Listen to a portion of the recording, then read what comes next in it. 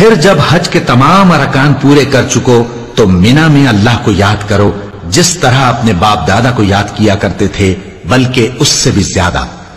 اور بعض لوگ ایسے ہیں جو اللہ سے التجا کرتے ہیں کہ اے پروردگار ہم کو جو دینا ہے دنیا ہی میں دے دے، اور ایسے لوگوں کا آخرت میں کچھ حصہ نہیں۔ اور بعض ایسے ہیں کہ دعا کرتے ہیں کہ پروردگار ہم کو دنیا میں بھی نعمت عطا فرما اور آخرت میں بھی نعمت بخشیو اور دوزخ کے عذاب سے محفوظ رکھیو۔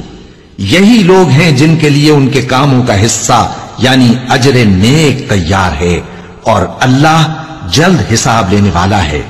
اور قیام منہ کے دنوں میں جو گنتی کے دن ہیں اللہ کو یاد کرو۔ اگر کوئی جلدی کرے اور 2 ہی دن میں چل دے تو اس پر بھی کچھ گناہ نہیں، اور جو بات تک ٹھہرا رہے اس پر بھی کچھ گناہ نہیں۔ یہ باتیں اس شخص کے لیے ہیں جو اللہ سے ڈرے، اور تم لوگ اللہ سے ڈرتے رہو اور جان رکھو کہ تم سب اس کے پاس جمع کیے جاؤ گے۔